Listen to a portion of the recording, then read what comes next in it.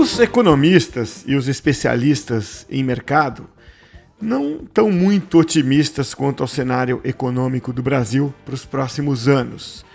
Isso impacta as empresas e, consequentemente, os empregos.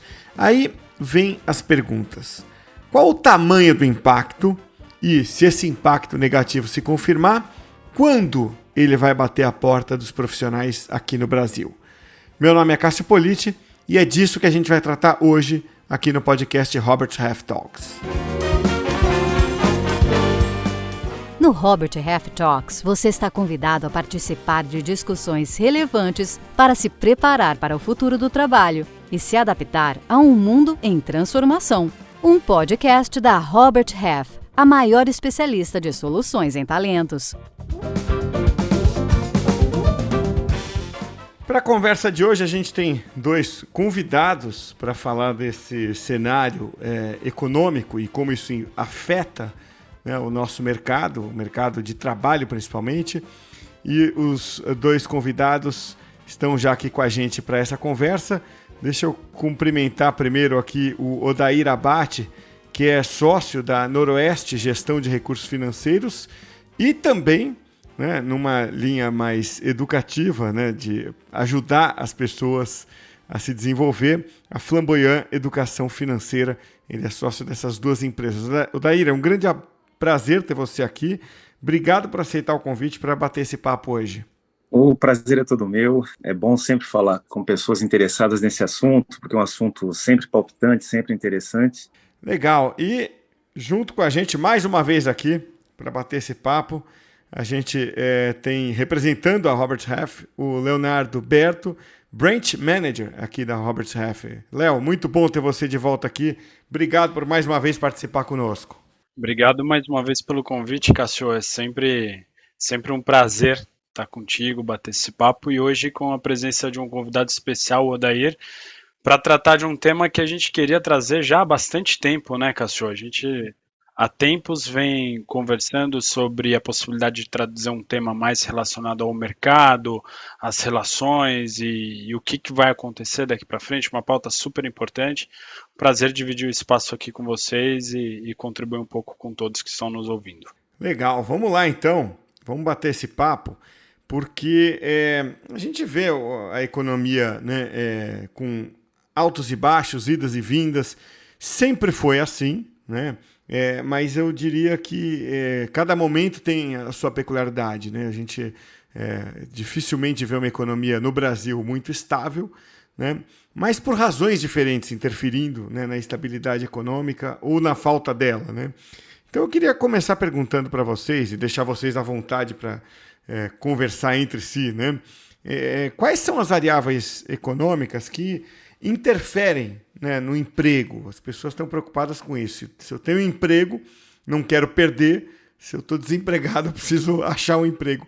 E a economia interfere muito nisso. Quais são essas variáveis? Como que a gente pode ler, né, o mercado e associar isso ao à nossa empregabilidade? No caso específico do Brasil, são muitas as variáveis que afetam o nível de emprego. No curto prazo, no curtíssimo prazo, no nosso dia a dia, meses, né, trimestres, eventualmente ano, o que mais afeta é o crescimento econômico, né, o nível de atividade econômica em todos os seus segmentos, em serviços, na indústria, no agronegócio, na agricultura e em construção. No Brasil, o setor que mais emprega é o setor de serviços, perto de 70% das pessoas empregadas estão no setor de serviços. Comércio, energia, entretenimento, educação, esses são os setores que mais empregam, né, os trabalhadores e especialistas no Brasil. Vem depois a indústria, com um pouco menos de 15%, e a agricultura e construção civil estão ali perto de 8%, 10% aproximadamente. Esses setores todos dependem do andar da carruagem da economia local, mas não somente da economia local, porque o nível de atividade econômica, no caso do Brasil, depende da gestão econômica do Brasil e também do ambiente econômico internacional, político e econômico internacional. Numa economia globalizada, isso é cada vez mais verdadeiro. E o interessante no Brasil, para não me alongar muito nesse primeiro comentário, é que houve uma mudança radical no estilo, ou seja, nos princípios teóricos de gestão econômica que vigiam até o final do ano passado e que agora, ao início de 2023, entram em ação. O Brasil, nos últimos 4 anos, priorizou as premissas de uma economia liberal. Então, quanto menos Estado na economia, quanto mais controlado fossem os gastos públicos, mais apropriado para essa linha teórica. Porque o controle dos gastos públicos, em tese, para essa linha teórica, abre espaço para a iniciativa privada, amplia a sensação de que o país é um país que vai honrar seus compromissos financeiros com os seus credores.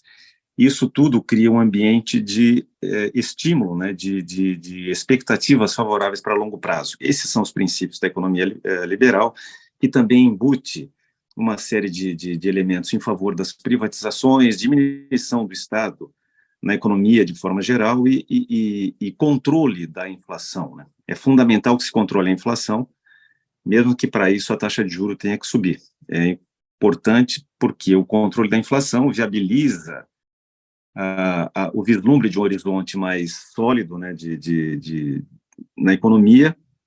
Os empreendedores, os investidores sentem-se mais confiantes em relação ao futuro, Estado controlando seus gastos, redução da participação do Estado na economia, controle da inflação, mesmo com juros mais altos, são indícios de que a economia vai ter um futuro sólido, e isso estimula, em tese, os investimentos. Mudou, né? A linha que prevalece, ou que vem prevalecendo a partir do início deste ano, é uma linha diferente, é uma linha que privilegia a participação do Estado na economia. O Estado entra como elemento que, em tese, viria a incentivar a atividade econômica, ampliaria seus gastos e suas despesas, a fim de gerar mais emprego, né? A fim de gerar um nível de atividade mais intenso, e para isso seria importante que as taxas de juros, por exemplo, um dos elementos principais, estivesse num patamar mais baixo. É por isso que temos visto algum conflito entre o governo atual e o Banco Central do Brasil, que é independente, passou a ser independente há algum tempo, e o Banco Central tem como compromisso básico o controle da inflação e tem mantido taxas de juros relativamente altas, né? Então, essa é para controlar a inflação, né, dentro do que é necessário, na visão do Banco Central, para que a inflação se encaminhe para dentro da meta, que este ano é de 3,25%. Então, a lógica é essa, quer dizer, o que influencia o nível de emprego é basicamente o nível de atividade econômica. O que influencia o nível de atividade econômica é a taxa de juros, é a gestão das contas públicas, é o ambiente econômico internacional e as contas externas de um país. Mudamos radicalmente, ou mudamos muito, né, a forma de ver a gestão econômica dos últimos 4 anos para esse ano, e estamos no início desse processo aí de verificação do que vai acontecer ao longo não só de 2023, mas também dos anos que vêm à frente. É um momento bastante interessante. Léo, sacanagem falar para você aprofundar um pouquinho mais aí, né?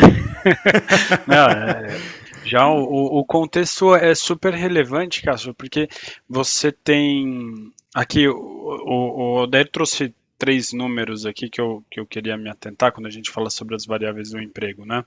70% está em serviços, comércio, educação, e isso é importante porque, de fato, o crescimento ou declínio da taxa de emprego, da taxa de desemprego no Brasil, historicamente tem relação direta com o PIB, né? Só que não necessariamente na mesma proporção. Eu anunciei 1% de crescimento, então a taxa de desemprego já vai crescer mandatoriamente no mesmo TRI.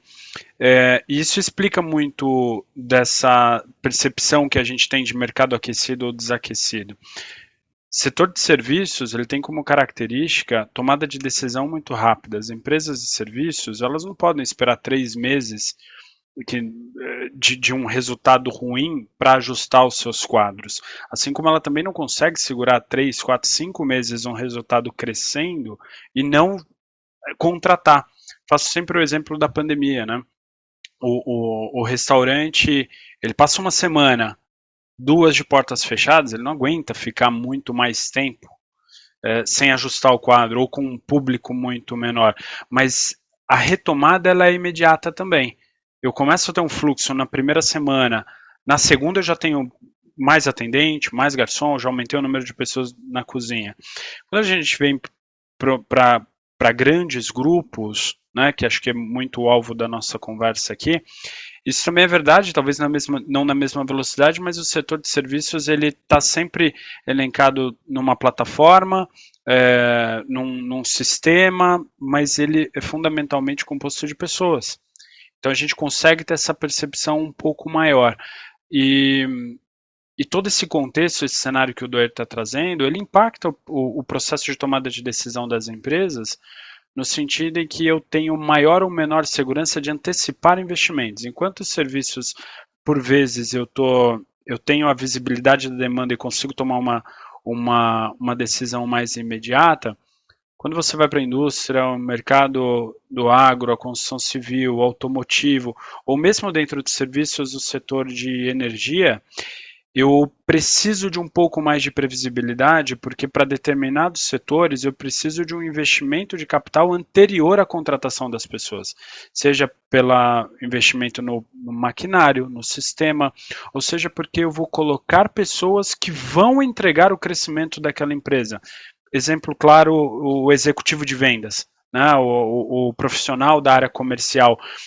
Existem setores em que eu contrato porque eu já tenho uma demanda, atendimento ao cliente, customer service, etc.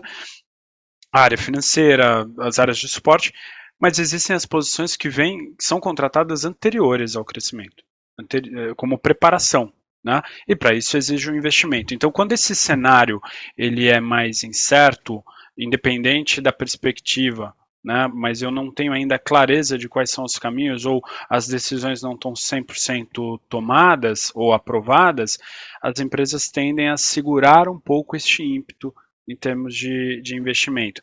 E aqui no Brasil a gente também está falando para um grupo que está bastante acostumado, né? A cada 4 anos a gente vive essa situação que o Odélio está falando em maior ou menor escala.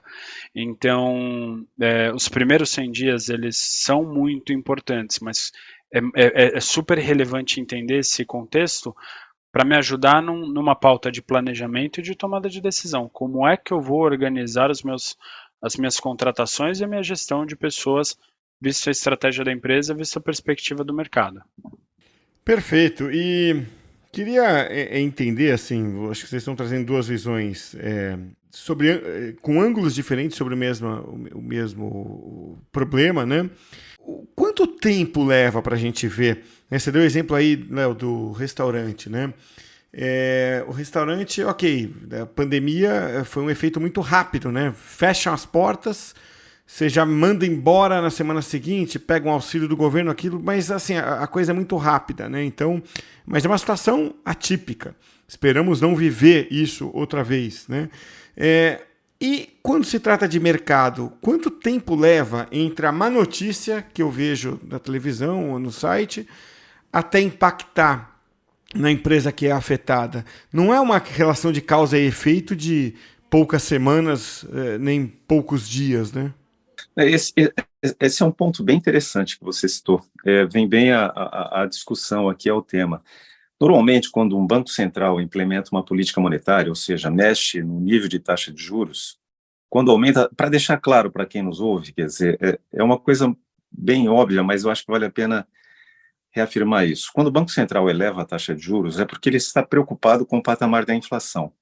Para o Banco Central, é importante que a inflação se mantenha sob controle, porque isso garante uma economia saudável e favorece os investimentos ao longo do tempo, ainda que no primeiro momento a alta de juros desestimule o investimento e estimule a poupança. O cidadão, ao invés de consumir, vai preferir guardar seu dinheiro, porque o dinheiro vai render bastante, vai ser remunerado com juros interessantes, e na frente ele vai poder consumir mais do que ele queria consumir no momento presente. Então, a sua pergunta tem a ver com isso. Quer dizer, essa alta de juros vai afetar a decisão dos agentes econômicos, consumidores, investidores, em que tempo?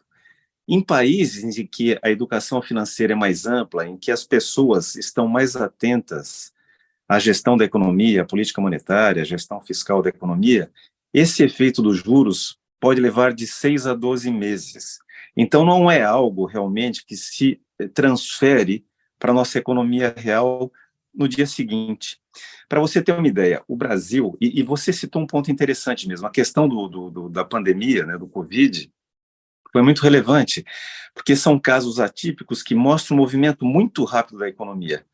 E para baixo, né, como caiu no Brasil, e depois para cima. O Brasil foi uma das economias que mais rapidamente se recuperou na volta na normalização, mas ficou muito abaixo do que aconteceu nos Estados Unidos, que é uma economia mais livre, com menor interferência do Estado e do governo na economia. Então, a queda, né, a partir do lockdown, a economia caiu demais, mas depois a recuperação também foi muito rápida. Isso não é o processo usual. O processo usual leva de 6 meses a 12 meses. Tanto que o Brasil, que teve uma taxa de crescimento média nos últimos 5, 6 anos de 1,1%, 1,2% do PIB ao ano, este ano tem como estimativa do mercado, na pesquisa Focus, 0,9%. Ou seja, não é tão diferente assim da média histórica. O FMI também prevê um crescimento de 0,9% no Brasil. O próprio governo prevê 1,6%, mas é função do governo ser mais otimista em relação a isso, até para estimular, né, os agentes econômicos também a serem mais otimistas. Então, o que nós vemos hoje é o seguinte: essa combinação de taxa de juros altas no Brasil para controlar a inflação, mas com uma expansão dos gastos públicos, que é o que o governo tem feito, né, esse governo propõe uma expansão grande dos gastos, né, públicas, não vai levar a economia para um processo de desaceleração forte. O nível de crescimento econômico este ano aqui vai ficar próximo à média dos últimos anos. Isso, para fins de emprego, também tem um impacto claro. Quer dizer, a taxa de desemprego mais baixa que o Brasil experimentou nos últimos 12, 14 anos foi um pouco abaixo de 7%. Atualmente estamos com 8,4%, e provavelmente essa combinação de gestão econômica, gestão fiscal expansiva e gestão monetária contracionista, né, para fins de controle de inflação, vai fazer com que a taxa de desemprego continue próxima a um patamar de 8% em média até o final do ano. Quer dizer, vai subir nos meses sazonalmente mais difíceis, como são os primeiros meses do ano, e provavelmente vai apresentar alguma redução ao longo do tempo. Provavelmente, isso aqui é bem bola de cristal, mas assim, os sinais indicam que este ano o Brasil não vai gerar uma oferta de empregos tão grande quanto gerou no ano passado. Foram quase 3 milhões de empregos adicionais gerados no ano passado, de acordo com os dados do CAGED. Deve ficar alguma coisa mais próxima a 1,5 milhão, 1,8 milhão vagas geradas. Mas é algo que a gente já consegue correlacionar com o processo histórico do Brasil. O Brasil tem problemas estruturais importantes a serem superados para que, ao longo do tempo, a geração de emprego seja feita de uma maneira mais sólida e mais consistente. Indo direto ao ponto, leva tempo. A gente tem o que se chama de trade-off na economia, entre a tomada de decisão macroeconômica de governos e de institutos como o Banco Central, órgãos como o Banco Central, e seu impacto na economia. Podemos ser 6 meses, 12 meses, que é o caso mais provável no Brasil. 12 meses é o dado mais provável. Mas é claro que no dia a dia, os analistas de mercado, os especialistas estarão olhando o andar da carruagem, né? Como é que a economia brasileira vai estar se encaminhando para referendarem um cenário mais favorável ou menos favorável a partir de 2024. Pegando o gancho aqui, Cássio, da fala do Odair, eu acho que você tem toda uma questão de particularidade também de cada segmento e de cada empresa. Então você pega, quando você tem um evento como o caso dos bancos agora, lá fora os bancos internacionais, questão do subprime lá em 2008, ou alguma crise localizada, alguma situação muito pontual, é natural que aquele determinado mercado ele tenha um impacto mais direcionado. Mas voltando para o ponto do momento de Brasil, do ano, etc., a gente pega o ICRH como exemplo, por exemplo. Né? Vamos falar do índice de confiança da Robert Half, que a gente pega esses dados do CAGED, aplica ali a análise do profissional qualificado, que é a formação superior completa em mais de 25 anos, e você tem uma redução um pouco abaixo ali, na faixa da metade da taxa de desemprego ali, né? A gente olha o profissional qualificado ali na faixa dos 4,5%, 4,7%. E essa informação é relevante porque, ao mesmo tempo, você tem uma preocupação com o andamento, o mercado buscando uma definição de quais serão os caminhos da economia, mas você tem agendas muito técnicas e muito práticas. Né? O que a gente vê historicamente, momentos mais desafiadores ou momentos de maior estabilidade são grandes oportunidades para as empresas olharem para o seu processo interno, para olhar para eficiência, olhar para melhoria de processos. A gente tem empresas aproveitando esse momento para tirar da gaveta planos de melhoria contínua que talvez com a empresa crescendo 20% ao mês, 20% no ano, são planos mais difíceis de serem endereçados. E você tem um contexto de Brasil em relação ao emprego de profissional qualificado, que é justamente a dificuldade da qualificação ou da especialização. Então, por exemplo, se a gente pega o recorte de tecnologia, a gente pode até falar num aumento da taxa de desemprego pontual ou uma situação um pouco mais estendida, só que você tem um contexto de um mercado que não forma profissionais qualificados na mesma proporção da demanda. Então, isso traz uma sensação para esse mercado de que, não, aqui a coisa tá às mil maravilhas e vai continuar dessa maneira porque eu tenho demanda recorrente. A gente tem um impacto da pandemia super importante que a gente começa a ver e falar sobre transformação digital no mercado como um todo, né? Não como um processo exclusivo do mercado financeiro, do varejo ou das empresas de serviços, mas eu tenho mineradora falando de transformação digital, eu tenho siderúrgica, eu tenho empresa de logística de última milha, que a gente fala, né? Então, você tem alguns processos que, alinhado a essa taxa de crescimento mais estável que o Odair trouxe, você tem processos que contribuem para que essa movimentação continue existindo. E quando a gente fala de emprego, a gente também tem a questão do desemprego estrutural e aquelas posições que estão abertas no dia a dia. Né? Então, a substituição pela performance, a mudança, só a mudança de estratégia de longo prazo de uma empresa pode impactar também na mudança de um executivo ou de profissionais especializados. Se eu tenho uma empresa que a pauta dela é o que eu vou fazer com o meu dinheiro, o cenário que a gente viu aí pós-pandemia, né? Muita liquidez no mercado, as empresas que surfaram uma boa onda com caixa, com facilidade de acesso ao crédito, é uma agenda executiva muito de onde eu vou alocar o meu investimento, como é que eu vou fazer dinheiro. E quando a gente vai para cenários mais estáveis, a gente tem uma preocupação maior com, como o Odair trouxe, com a inflação, com o controle de custo, com acesso ao crédito.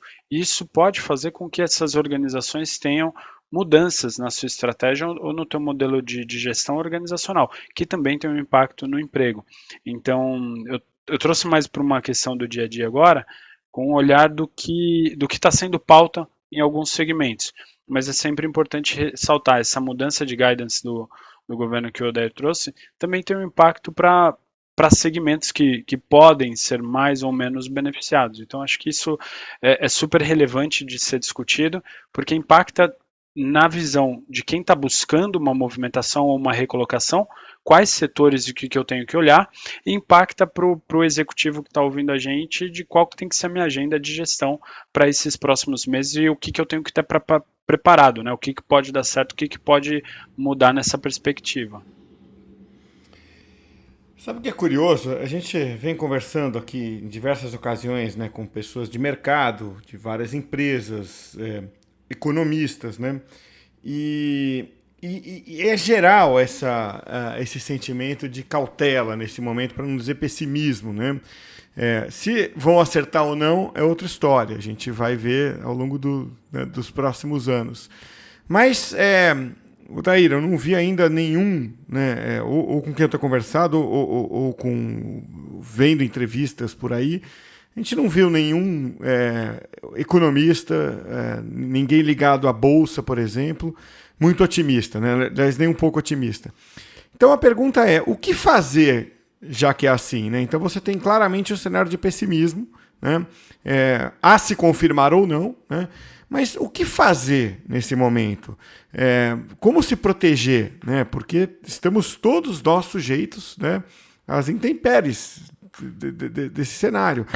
Para quem tem empresa, você não sabe se você vai perder faturamento, vai perder cliente. Para quem tem emprego, você não sabe se você vai continuar empregado, né? Tomara que sim, mas qual é a recomendação, né, que você daria para um amigo próximo que te pedisse um conselho? Essa pergunta é boa. Essa pergunta a gente ouve com frequência e ela é sempre presente no Brasil. A primeira coisa, o Leonardo já antecipou, quer dizer, falou alguma coisa sobre isso. Historicamente, o Brasil é um país difícil na área econômica, né? É um país que serve como escola para quem quer aprender o que pode acontecer no dia a dia, né, de uma gestão de empresa, na manutenção de um emprego, na aplicação dos seus recursos financeiros, do seu excedente, etc. Olha, cautela, você também usou a palavra correta, Cássio, assim, ter cautela. O que significa ter cautela? No caso de emprego, o Leonardo também citou agora rapidamente esse ponto, é se manter atualizado com o que está sendo ofertado no mercado. Quer dizer, a educação é muito importante. Nós temos visto uma mudança muito grande, né, um potencial de mudança muito grande, de interferência da tecnologia na substituição do emprego humano. Então, alguns trabalhadores, alguns profissionais que estão envolvidos em setores que podem vir a ser superados ou modificados com essa inserção de tecnologia, tem que estar atentos a isso e se manter no nível de atualização educacional o mais alto possível. No caso da empresa, nós já vimos isso acontecer no Brasil há muito tempo. Quer dizer, o Brasil é um país que perdeu uma grande oportunidade há 50 anos atrás, já época do milagre econômico, né? Naquela época, o Brasil e o Japão eram os dois países do milagre econômico. Estou falando dos anos 1970. O Japão foi para onde foi, o Brasil ficou onde ficou.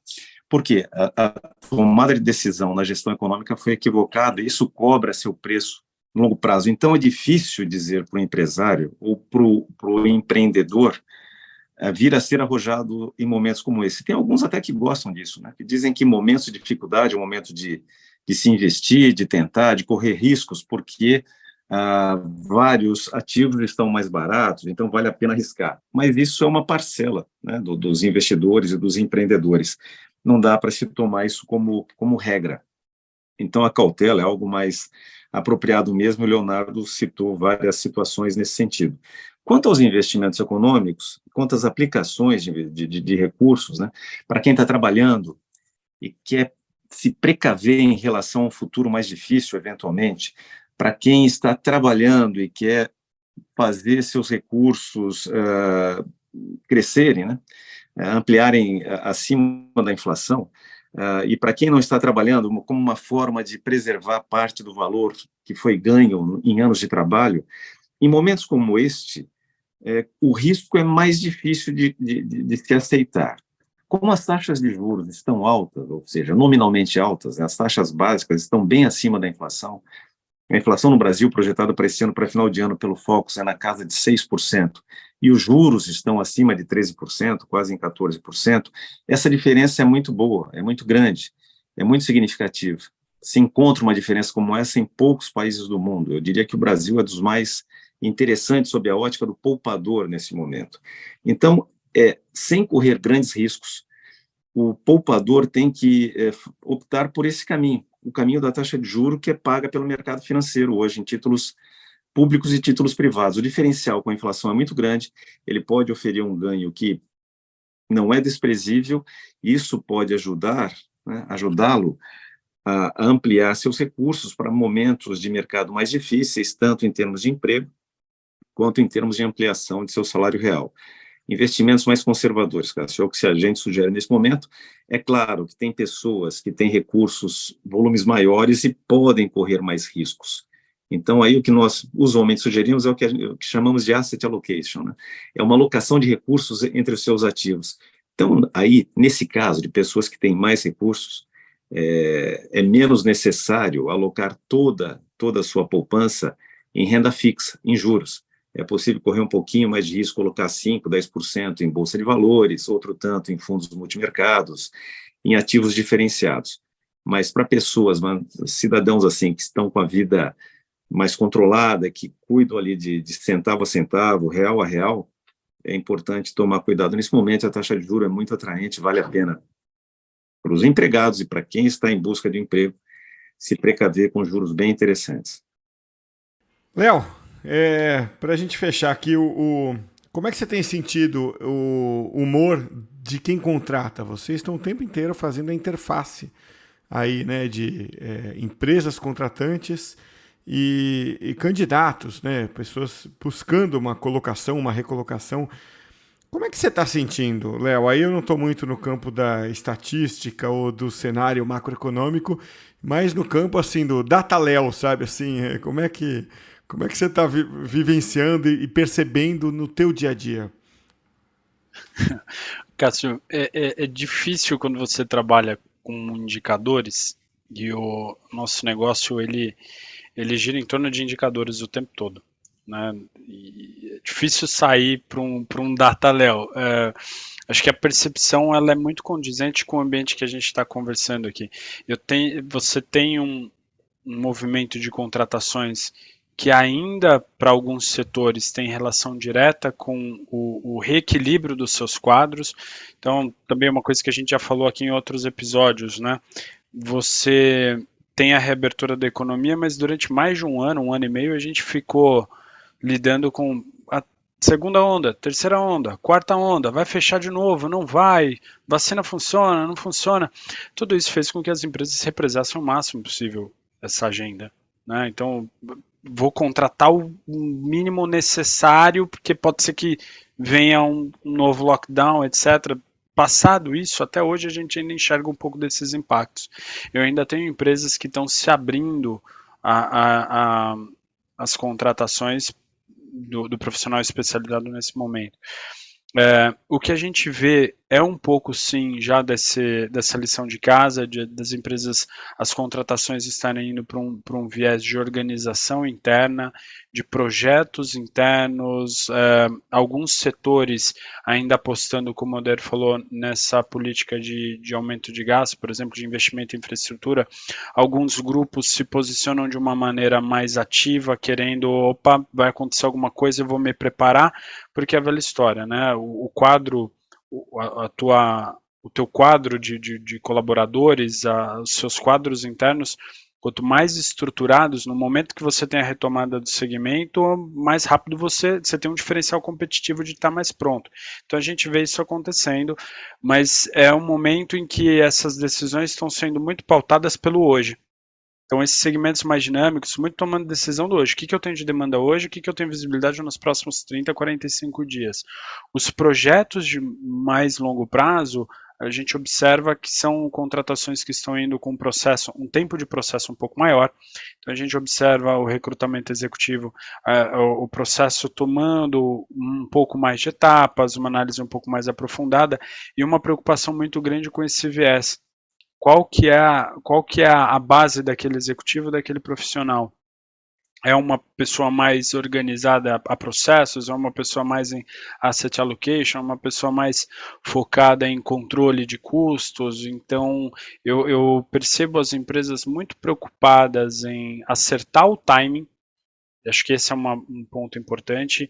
O timing de entrada nessa agenda nova econômica do governo, mas ao mesmo tempo sem fazer investimentos que possam gerar um impacto negativo se alguma coisa não der certo, né? Então vejo um ambiente de muita cautela também, de muito controle, mas a gente continua tendo uma movimentação bastante alta ainda na questão do emprego e isso se explica muito pela qualificação, que no Brasil é uma demanda recorrente, mesmo nos momentos mais difíceis, lá em 2015, 2016, que a gente teve um cenário bastante desafiador, você percebia que o mercado ele não para, muda o perfil e o volume dessas contratações, mas ele não para. Então, acompanhando um pouco o discurso do Odair, a gente tem um cenário para o emprego ainda bastante interessante nesse ano. A perspectiva de 24 e 25 é que a gente depende de ver como é que essas decisões no ambiente macro vão ser tomadas e o ambiente internacional, que quando a gente fala de Brasil é super relevante pela presença das multinacionais e mesmo das empresas nacionais que hoje demandam insumos de fora e demandam clientes e fazem negócio com empresas de fora.